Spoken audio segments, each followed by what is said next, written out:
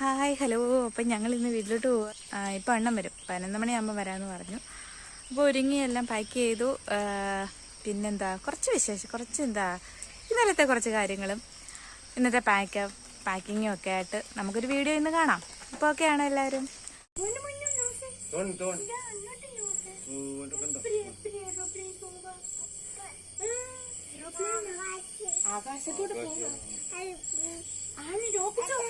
എന്തോ എന്തോ aeroplane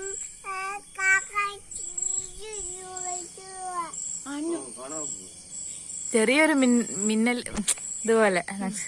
aeroplane പോയോ? അയ്യോ, എന്തൊക്കെ ഭാഷയാ.